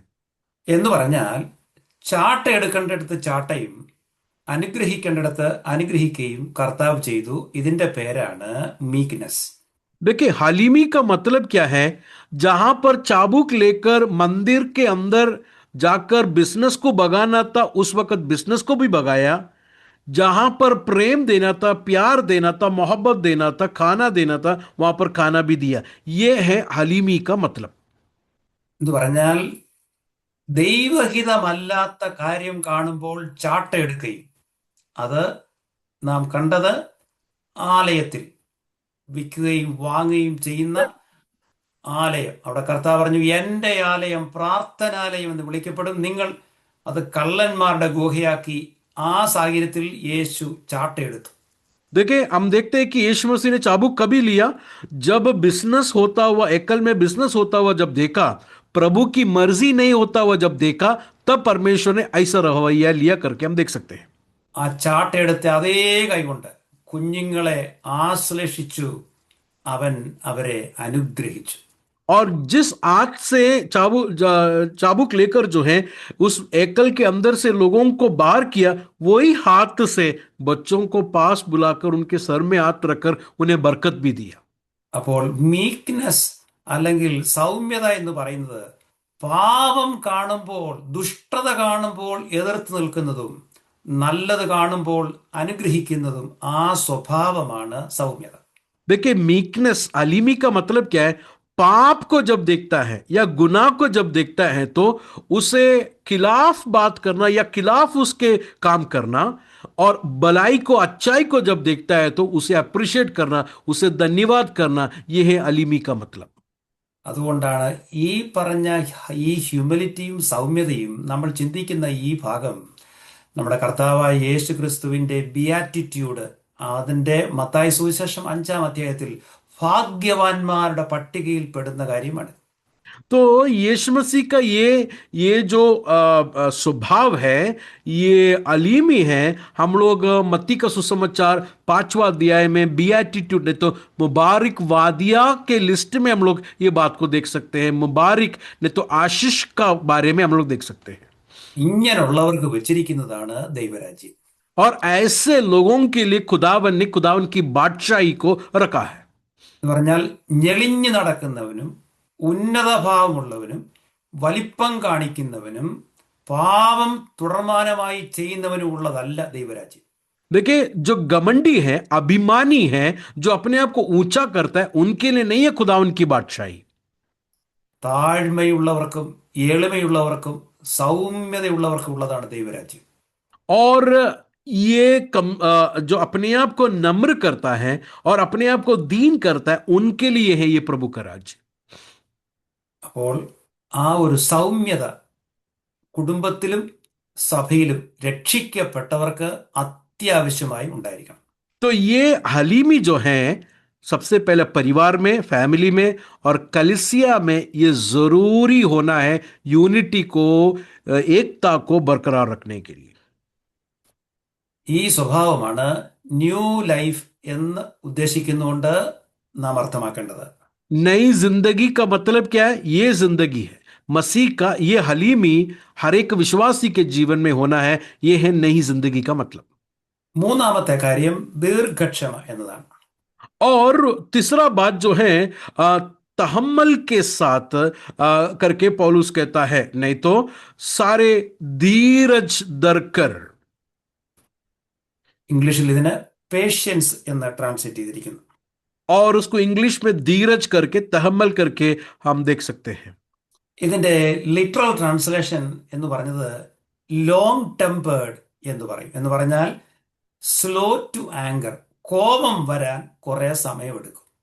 और इसका सच में तर्जुमा ट्रांसलेट को देखेंगे तो गुस्सा आने के लिए देरी होता है, वो है उसका मतलब धीरज. नहीं तो तहम्मल का मतलब गुस्सा आने के लिए देरी होता है. ഇതിന്റെ ഓപ്പോസിറ്റ് നമുക്ക് എല്ലാവർക്കും നന്നായിട്ട് അറിയാം, അതാണ് ഷോർട്ട് ടെമ്പേർഡ്. इसका ऑपोजिट क्या है? जल्दी गुस्सा आना. അപ്പോൾ കോപം വരാൻ താമസിക്കും. പേഷ്യൻസ്, ഈ ഒരു ഗുണം ദൈവമക്കൾക്ക് ഉണ്ടാകേണ്ടതാണ്. ये गुस्सा आने के लिए डिले होता है या लेट होता है, ये स्वभाव प्रभु के लोगों को होना जरूरी है. കേൾക്കുന്നത് ഉടനെ അടി അല്ലെങ്കിൽ കേൾക്കുമ്പോൾ ഉടനെ കോപം, ഇത് ദൈവമക്കൾക്ക് പറ്റിയതല്ല. सुनता ही जैसे सुनते गुस्सा आता है, जैसे सुनते तुरंत मारने के लिए चलता है, ये प्रभु के लोगों के लिए नहीं है. ദൈവമക്കളെ, ഈ പറഞ്ഞ സ്വഭാവങ്ങളൊക്കെ ദൈവത്തിനും ക്രിസ്തുവിനും പരിശുദ്ധാത്മാവിനുമുള്ള സ്വഭാവമാണ്. അതുകൊണ്ടാണ് നമുക്കും ഇത് ഉണ്ടാകേണ്ടത്. देखिए, ये लॉन्ग सफरिंग, नहीं तो ये पेशेंस, धीरज, तहम्मल जो है, ये परमेश्वर का स्वभाव है, ये पवित्रात्मा का रूह का स्वभाव है, ये मसीह का स्वभाव है. इसके लिए हमारा भी ये होना चाहिए. वो है मसीह लोग. ആദ്യം ഞാൻ ഹ്യൂമിലിറ്റി, ജെന്റിൽനെസ്സിനെ കുറിച്ച് പറഞ്ഞപ്പോൾ യേശു ക്രിസ്തുവിന്റെ സ്വഭാവമാണെന്ന് നാം കേട്ടു. देखिए, हमने सबसे पहला देखा कि दीनता, नहीं तो फिरौतनी जो बात है, वो मसीह का स्वभाव है करके हमने देखा. നമ്മൾ ഈ പറയുന്നത് മുഴുവനും പരിശുദ്ധാത്മാവിന്റെ ഫലം ആണെന്ന് ഗലാത്യ ലേഖനത്തിൽ പറയുന്നുണ്ട്. और ये सारे चीजें जो है रूह का फल है करके गलातियों के खत में भी हम लोग देख सकते हैं। ഇനി ഇത് ദൈവത്തിന്റെ സ്വഭാവമാണ്. ദയവായി വായിച്ചാട്ടെ സങ്കീർത്തനങ്ങൾ 103 8 വാക്യം. ये खुदावन का स्वभाव है। मिसाल जे करके हम लोग देखेंगे जबूर 103 का, भजन संगीता 103 का 8वां वचन में हम लोग जरा जाएंगे। യഹോവ കരുണയും കൃപയും നിറഞ്ഞവനാകുന്നു, ദീർഘക്ഷമയും മഹാദയവുള്ളവൻ തന്നെ. ഇതാണ് നമ്മുടെ ദൈവത്തിന്റെ സ്വഭാവം. ये 8वां वचन में लिखा हुआ बात, यहोवा दयालु और अनुग्रहकारी है, विलंब से कोप करने वाला और अति करुणामय है करके, ये है प्रभु का स्वभाव। 145 സങ്കീർത്തനത്തിൽ ഇത് വീണ്ടും ആവർത്തിച്ചിട്ടുണ്ട്. 8 വാക്യം. 145 साम 145 उसका 8वां वचन में भी हम लोग इसी बात को देख सकते हैं। യഹോവ കൃപയും കരുണയും ദീർഘക്ഷമയും മഹാദയവുള്ളവൻ. യഹോവ എല്ലാവർക്കും നല്ലവൻ. यहोवा अनुग्रहकारी और दयालु, विलंब से क्रोध करने वाला और अति करुणामय है। ഇതിന്റെ ഒറിജിൻ എന്ന് പറയുന്നത് പുറപ്പാട് പുസ്തകത്തിലാണ്. ദയവായി എടുത്താട്ടെ 34 അധ്യായം 6-7 വാക്യങ്ങൾ. और इसका ओरिजिन जो है करूज 34 का 6 और 7 में देख सकते हैं। नहीं तो हिंदी में निर्गमन उसका 6 और 7 में हम लोग देख सकते हैं। ദയവായി വായിച്ചാട്ടെ എക്സോഡസ്, പുറപ്പാട് പുസ്തകം 34 അധ്യായം 6-7 വാക്യങ്ങൾ. एक्सोडस യഹോവ 34 उसका 6 और 7 वचन। യഹോവ അവന്റെ മുമ്പാകെ കടന്ന് ഘോഷിച്ചത് എന്തെന്നാൽ, യഹോവയായ ദൈവം കരുണയും കൃപയുമുള്ളവൻ, ദീർഘക്ഷമയും മഹാദയവും വിശ്വസ്തതയുമുള്ളവൻ, 1000 ദയ പാലിക്കുന്നവൻ, അകൃത്യവും അതിക്രമവും പാപവും ക്ഷമിക്കുന്നവൻ, കുറ്റമുള്ളവനെ വെറുതെ വിടാതെ പിതാക്കന്മാരുടെ അകൃത്യം മക്കളുടെ മേലും മക്കളുടെ മക്കളുടെ മേലും 3-ാമത്തെയും 4-ാമത്തെയും തലമുറയോളം സന്ദർശിക്കുന്നവൻ. Thank you. ഇത് നമ്മുടെ ദൈവത്തിന്റെ സ്വഭാവമാണ്. കരുണ, ദയ, കൃപ, ദീർഘക്ഷമ. आपने वचन को देखा करूज 34 का 6 और 7 में, ये दया और धीरज और ये विलंब से कोप करने वाला, ये सब जो है प्रभु का स्वभाव है करके हम लोग देख सकते हैं। വിശേഷിച്ചും യോന പ്രവാചകൻ ഇത് എടുത്തു പറയുന്നുണ്ട്. അതുകൂടെ വായിച്ചതിന് ശേഷം നമുക്ക് മുൻപോട്ട് പോകാം. യോനയുടെ പുസ്തകം 4 അധ്യായം 2 വാക്യം. योना के पुस्तक 4 अध्याय उसका 2 वचन में योना भी खुदावन के स्वभाव के बारे में बताता है। അവൻ യഹോവയോട് പ്രാർത്ഥിച്ചു, അയ്യോ യഹോവേ, ഞാൻ എന്റെ ദേശത്ത് ആയിരുന്നപ്പോൾ ഞാൻ പറഞ്ഞ വാക്കിതു തന്നെ അല്ലയോ? അതുകൊണ്ടായിരുന്നു ഞാൻ തർശീശിലേക്ക് ബന്ധപ്പെട്ട് ഓടിപ്പോയത്. നീ കൃപയും കരുണയും ദീർഘക്ഷമയും മഹാദയവുള്ള ദൈവവുമായി അനർത്ഥത്തെക്കുറിച്ച് അനുദപിക്കുന്നവൻ എന്നു ഞാൻ അറിഞ്ഞു. ഇത് ഒരു പ്രത്യേക കോണ്ടക്സ്റ്റില് യോനയോട് കർത്താവ് പറഞ്ഞു, നിന്റെ ശത്രുക്കളായ നിനവയിൽ പോയി പ്രസംഗിക്കണം. പുള്ളിക്ക് അത് ഇഷ്ടപ്പെട്ടില്ല, പുള്ളി പോയില്ല. परमेश्वर ने जोना से कहा, तेरे दुश्मन देश है, उस निनवे में जाकर ये प्रचार करने के लिए योना को कहा। योना को ये अच्छा नहीं लगा। യോനയ്ക്ക് മനസ്സിലായി ദൈവം കരുണയും കൃപയുള്ളവനാണ്. ആരെങ്കിലും അനുദപിച്ചു കഴിഞ്ഞാൽ അവനോട് ക്ഷമിക്കും. അതുകൊണ്ട് ഞാൻ പോയി ശത്രുക്കളോട് പ്രസംഗിച്ചാൽ അവർ ഗുണപ്പെട്ടു പോകും, ഞാനും പോകുന്നില്ല. तो योना ने समझ गया, अगर मैं निनवे में जाकर प्रचार करूंगा तो वो प्रचार सुनकर अगर कोई मन फिराया, खुदावन तो दयालु है, खुदावन तो विलंब से कोप करने वाला है, वो तो उन्हें माफ करेगा, वो तो बच जाएगा, इसलिए मैं नहीं जाना चाहता निनवे में। ചുരുക്കി പറഞ്ഞാല് അവന്മാർ അങ്ങനെ അത്രയും ഗുണപ്പെടേണ്ട ആവശ്യമൊന്നുമില്ല. तो कहने का मतलब ये है कि निनवे के लोग उद्धार नहीं पाना चाहिए कर कर योना ने सोचा। അതുകൊണ്ട് യോന ഒരു ഹോളിഡേക്ക് പോയി. इसलिए जोना जो है एक हॉलिडे में गया। പക്ഷെ 1 വേ ടിക്കറ്റ്, ഫ്രീ ടിക്കറ്റ് എടുത്ത് കർത്താവിനെ തിരിച്ചു കൊണ്ടുവന്നു. परमेश्वर ने लेकिन उस हॉलिडे में गया वह व्यक्ति को फ्री टिकट देके, 1 वे टिकट देके जो है उन्हें वापस लेके आया। അതായത് പുള്ളിക്ക് സുഖമായിട്ട് തിമിംഗലത്തിന്റെ വയറ്റിൽ കയറി പുള്ളി ഇപ്പുറത്ത് വന്നു. मतलब कहने का मतलब है मछली के पेट के अंदर बैठकर जो है वो निनवे में आ गया। അവസാനം ദൈവം വീണ്ടും പറഞ്ഞു, നീ പോയി പ്രസംഗിക്കുക. അങ്ങനെ പുള്ളി മനസ്സോടെ പുള്ളി പോയി പ്രസംഗിച്ചു. तो परमेश्वर ने फिर से उनको कहा कि तू जाकर प्रचार कर। मन नहीं था तो भी वो गया प्रचार करने। പുള്ളി ഉദ്ദേശിച്ചതുപോലെ പുള്ളി പോയി പ്രസംഗിച്ചു, അവരെല്ലാം ഗുണപ്പെട്ടു. और उन्होंने जिस तरह सोचा वैसे ही हो गया, प्रचार किया, लोगों ने मन फिराया और उद्धार पाया। ഇത് പുള്ളിക്ക് പിടിച്ചില്ല. അന്നേരം പുള്ളി പറയുന്ന, അന്നേരം എനിക്കറിയാം നീ കൃപയും കരുണയും ദയാലുമുള്ള ദൈവമാണ്, അതുകൊണ്ടാണ് ഞാൻ ആദ്യം പോഞ്ഞ്. तो इसके लिए योना कहता है, मैं उसी टाइम इसलिए नहीं गया था क्योंकि मुझे मालूम है मैं प्रचार करूंगा और तू दयालु है, विलंब से कोप करने वाला है और तूने तो माफ करेगा, इसके लिए मैं निनवे नहीं गया करके। അപ്പൊ നമുക്ക് ഇഷ്ടപ്പെട്ടാലും ഇഷ്ടപ്പെട്ടാലും ദൈവത്തിന്റെ സ്വഭാവം അവൻ കരുണയും കൃപയും മഹാദയും ക്ഷമിക്കുന്നവനും ദീർഘക്ഷമയുള്ളവനാണ് നമ്മുടെ കർത്താവ്. तो इसके लिए हमें अच्छा लगे या नहीं अच्छा लगे, खुदावन दयालु है, विलंब से कोप करने वाला है, परमेश्वर जो है धीरज धरने वाला परमेश्वर है। അതുകൊണ്ട് ഈ പറഞ്ഞ ഈ പൂർണ്ണ വിനയം, സൗമ്യത, ദീർഘക്ഷമ, ഇത് നമ്മുടെ പിതാവായ ദൈവത്തിനും കർത്താവായ യേശു ക്രിസ്തുവിനും പരിശുദ്ധാത്മാവിനും ഉള്ളതുകൊണ്ട് മക്കളായിരിക്കുന്ന നമുക്കും ഇത് ഉണ്ടാകേണ്ടതാണ്. इसके लिए आपने देखा, मैंने आप लोग को इतना वचन इसके लिए निकाल के दिया, ये पिता बाप में ये स्वभाव है, दूसरा बेटे में ये स्वभाव है, पाकरू का भी ये फल है, ये स्वभाव है। इसके लिए उनके बच्चे में और आप लोग के अंदर भी ये स्वभाव, ये मिजाज होना जरूरी है। നാലാമത്തെ കാര്യം പൗലോസ് ഇവിടെ പറഞ്ഞിരിക്കുന്നത്, 1 പൂർണ്ണ വിനയം, 2 സൗമ്യത, 3 ദീർഘക്ഷമ, അടുത്ത 4-ാമത്തേത് അന്യോന്യം പൊറുക്കുക. और चौथा बात जो है, एफिसियों के खत चौथा अध्याय उसका दूसरा वचन में आएंगे तो वहां पर लिखा है कि प्रेम से एक दूसरे को सहलो करके कहता है, एक दूसरे को बर्दाश्त करना। ഇംഗ്ലീഷിൽ വായിക്കുന്നത് ബെയറിംഗ് വിത്ത് വൺ അനദർ എന്നാണ്. एक दूसरे को बर्दाश्त करने के लिए अगला कहता है चौथे बात।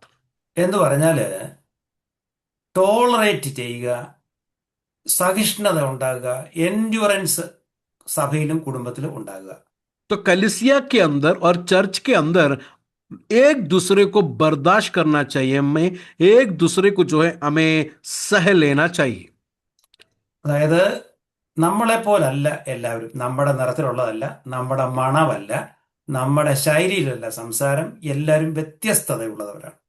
हमारे कलीसिया में आने वाले लोग सब हमारे जैसे रंग के नहीं है, हमारा स्वभाव नहीं है, हमारा तौर तरीका नहीं है, अलग अलग तरीके के लोग आते हैं।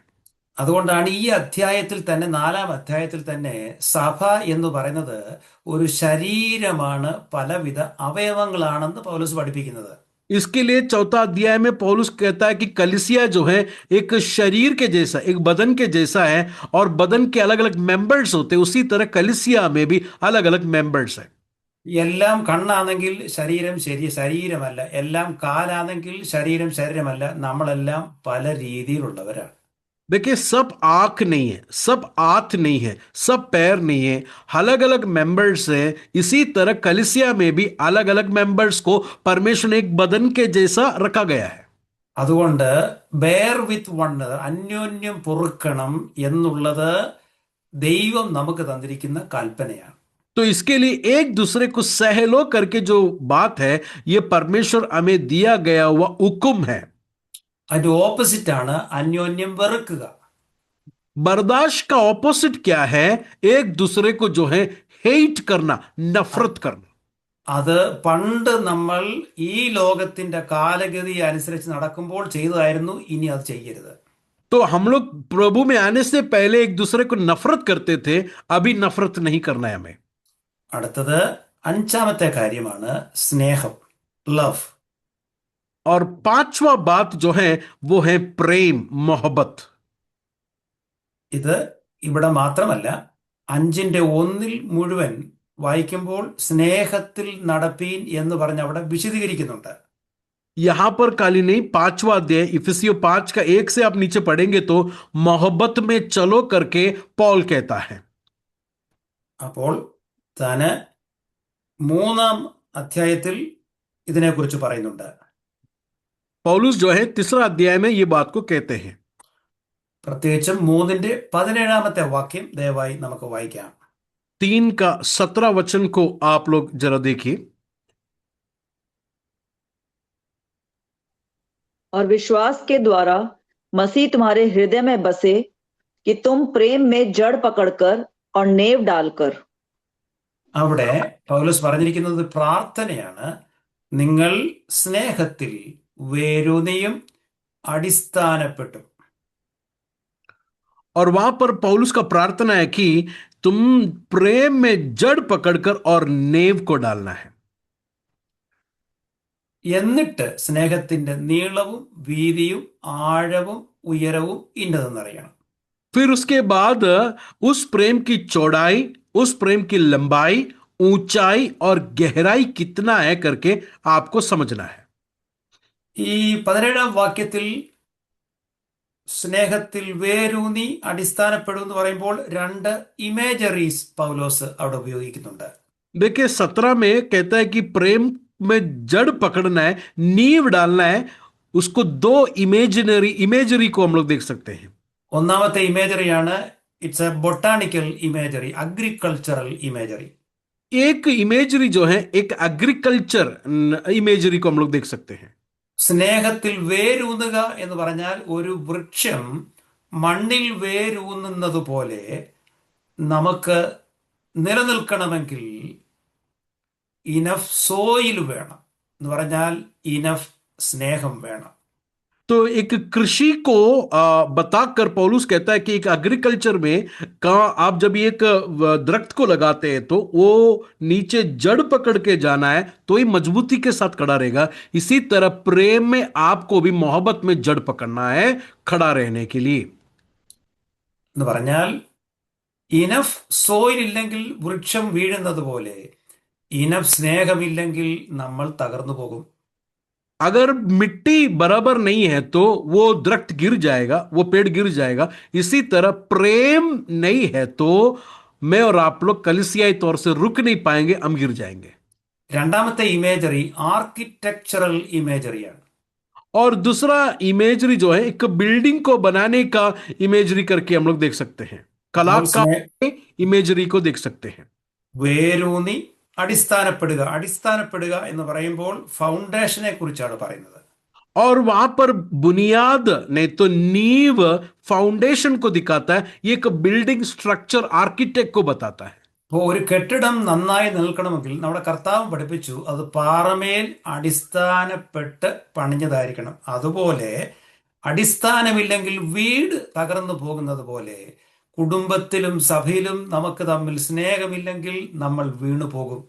तो इसी तरह घरों में और कलिसिया में हमारे जीवन में एक बिल्डिंग को फाउंडेशन की जरूरत है. यीशु ने भी सिखाया कि एक बुद्धिमान आदमी अपना घर जो चट्टान पर बनाता है, बुनियाद पर बनाता है, उसी तरह प्रेम में और मोहब्बत में हमारा फैमिली लाइफ और हमारा चर्च में नहीं बनाएंगे तो गिर जाएंगे. അതുകൊണ്ടാണ് 5-ാം അധ്യായം 1 ഇതെടുത്ത് പറയുന്നുണ്ട്. ദയവായി 5-ാം അധ്യായത്തിലേക്ക് കടന്നു വരാം. എഫെസ്യ ലേഖനം 5-ാം അധ്യായം 1-2 വാക്യങ്ങൾ. एफिसियों के खत 5वां अध्याय उसका पहला और दूसरा वचन को हम लोग देखेंगे. ये बात को पॉल वहां पर कहता है. इसलिए प्रिय बालकों के समान परमेश्वर का अनुकरण करो और प्रेम में चलो जैसे मसीह ने भी तुमसे प्रेम किया और हमारे लिए अपने आप को सुखदायक सुगंध के लिए परमेश्वर के आगे भेंट करके बलिदान कर दिया. Thank you. അവിടെ പൗലോസ് പറയുന്നുണ്ട് ദൈവത്തെ അനുകരിപ്പി. वहां पर लिखा है कि परमेश्वर के सादृश्य बनो, नहीं तो परमेश्वर को इमिटेट करो करके कहता है. അവിടെ യേശുവിനെ കുറിച്ച് പറയുന്നുണ്ട്. യേശു സ്നേഹിച്ചു. यीशु के बारे में कहता है कि यीशु ने हमें मोहब्बत किया, नहीं तो प्रेम किया. അപ്പോൾ യേശു നമ്മെ സ്നേഹിച്ചതിന്റെ ആ ക്ലൈമാക്സ് എന്ന് പറയുന്നത് ക്രൂശിലാണ്. यीशु मसीह ने हमको प्रेम किया, वह क्लाइमैक्स जो है वो काल्वरी के सूली पर है. ദയവായി എല്ലാവരും 2-ാം വാക്യം നോക്കിക്കാട്ടെ. നമ്മുടെ കർത്താവ് നമ്മെ കാൽവറി ക്രൂശിൽ സ്നേഹിച്ചപ്പോൾ അത് ഒരു സൗരഭ്യ വാസനയായി മാറി എന്ന് പറഞ്ഞാൽ നല്ല മണം വന്നെന്ന്. देखिए उसका दूसरा वचन प्रियो आप लोग देखिए, वहां पर लिखा है परमेश्वर यीशु मसीह ने अपने आप को जब ही कालवरी के सूली पर दिया, वो बकूर की माई नहीं तो बेट करने के जैसे सुगंध के लिए परमेश्वर के सामने बेट किया, मतलब खुशबूदार था बकूर के जैसा। അപ്പോൾ യേശു ക്രൂശിൽ മരിച്ചപ്പോൾ, ത്യാഗം അനുഭവിച്ചപ്പോൾ, നമ്മെ സ്നേഹിച്ചപ്പോൾ സ്വർഗത്തിന് അത് നല്ല മണമായി മാറി. देखिए परमेश्वर यीशु मसीह ने हमें प्रेम कर कर कालवरी सूली पर जो मौत मरा, वो परमेश्वर के सामने स्वर्ग में बकूर के समान सुगंधता करके वहां पर पौलुस कहता है। അതുപോലെ നമ്മൾ തമ്മിൽ തമ്മിൽ സ്നേഹിക്കുമ്പോൾ അതൊരു സൗരഭ്യ വാസനയായി കുടുംബത്തിലും സഭയിലും മാറും. इसी तरह अगर हम आपस में प्रेम करेंगे तो घर में और कलिसिया में बकूर के जैसा नहीं तो खुशबूदार सुगंध के जैसा घर और कलिसिया फैलेगा। ഒരു കാര്യം പറഞ്ഞ് ഞാൻ നിർത്താൻ പോവുകയാണ്. ഈ സ്നേഹം എന്നത് എല്ലാ അധ്യായത്തിലും പൗലോസ് പറയുന്നുണ്ട്. और एक बात बोलकर मैं यहां पर बंद करने जा रहा हूं, ये मोहब्बत नहीं तो प्रेम करके विषय हर एक चैप्टर में पौलुस कहता है। ഒന്നാം അധ്യായത്തിൽ പറയുന്നുണ്ട് നമ്മെ സ്നേഹിച്ചു. और पहला अध्याय में पौलुस कहता है कि प्रभु ने हमसे प्रेम किया। രണ്ടാം അധ്യായത്തിൽ വലിയ സ്നേഹത്തെക്കുറിച്ച് പറയുന്നുണ്ട്.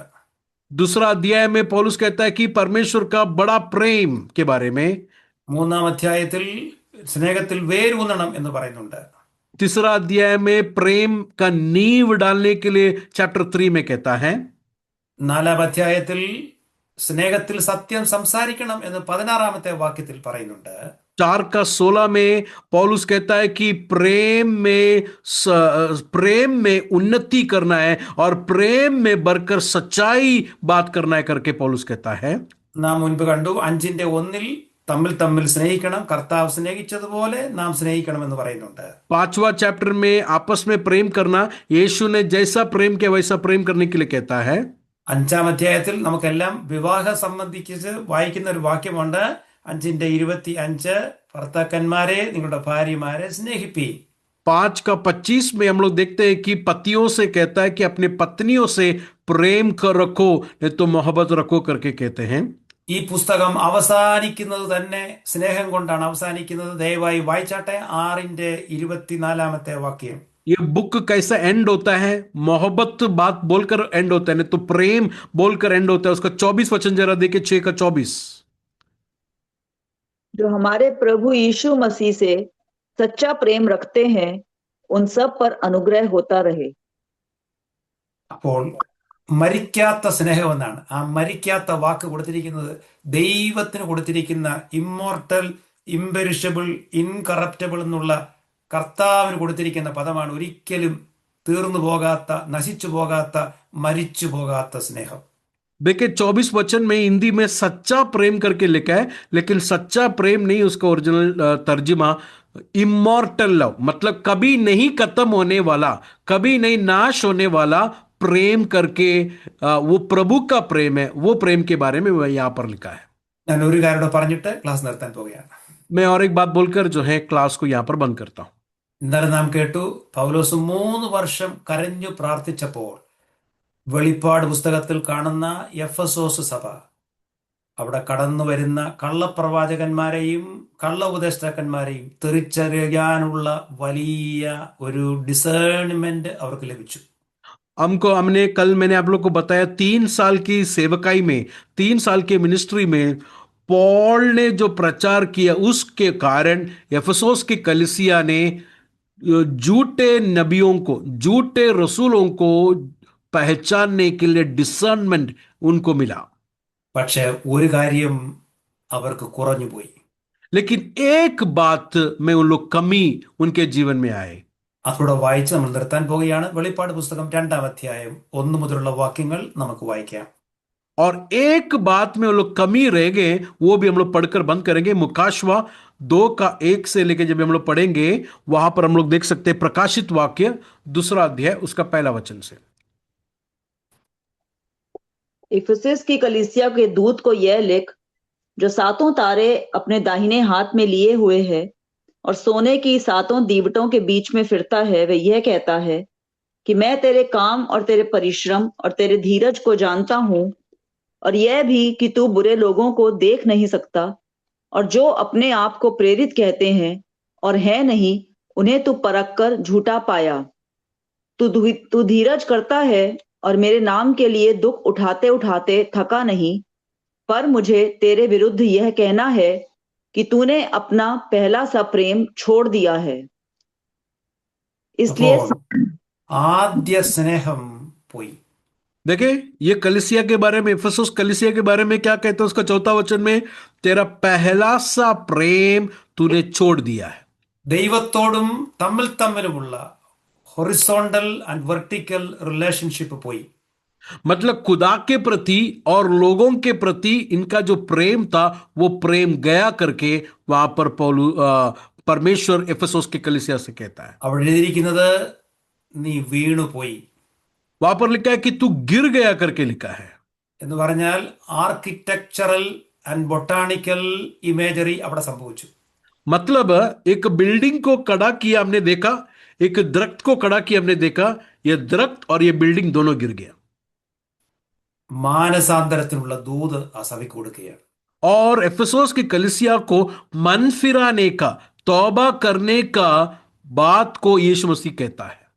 അതുകൊണ്ട് ദൈവമക്കളെ, ഈ സമയം ദൈവാത്മാവ് നിങ്ങളോട് അരുളി ചെയ്യുന്ന ദൈവവചനത്തിൽ ഏതെങ്കിലും ഈ പറഞ്ഞ ഇന്ന് കേട്ട ജീവിത രീതിയിൽ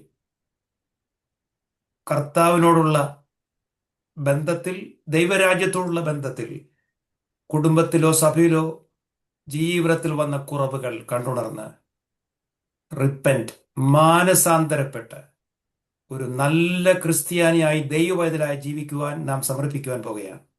देखिए प्रियो, अभी तक आपने सुना हुआ वचन में मैंने 5 बातों को बताया, आखिर में बात बताया, ये सब के बातों में आपके जीवन में अगर कमी आया है या उसके चाल चलन जैसा नहीं चल रहे हैं तो हम अपने आप को तौबा करके मन फिरा के प्रभु के पास लौट कर आना है।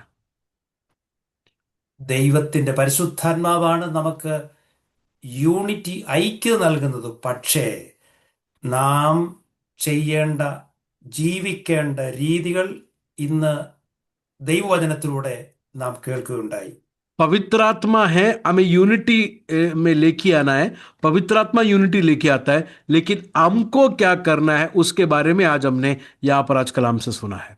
അതുകൊണ്ട് നാം കേട്ട ദൈവവചനത്തിന്റെ വെളിച്ചത്തിൽ വിനയം, സൗമ്യത, ദീർഘക്ഷമ, സ്നേഹം, തമ്മിൽ പൊറുക്കുക, ഇതിൽ എന്തെങ്കിലും വീഴ്ചകൾ വന്നിട്ടുണ്ടെങ്കിൽ മാപ്പ് പറഞ്ഞ് കർത്താവിങ്കിലേക്ക് കടന്നു വന്ന് ഒരു നല്ല ക്രിസ്ത്യ ജീവിതം നയിക്കുവാൻ ദൈവത്തിന്റെ പരിശുദ്ധാത്മാവ് നമ്മെ സഹായിക്കട്ടെ. इसके लिए हमने अभी सुना हुआ इफिसियों 4:2 में दीनता, नम्रता, धीरज और एक दूसरे को सहना, और 5वां प्रेम, मोहब्बत। ये 5 बात में हमारे जीवन में किधर कमी हुआ है तो ये माफ परमेश्वर से मांग कर लौट के आने के लिए प्रभु हम सब लोग को शक्ति और सामर्थ्य दे। ആമേൻ. आमेन।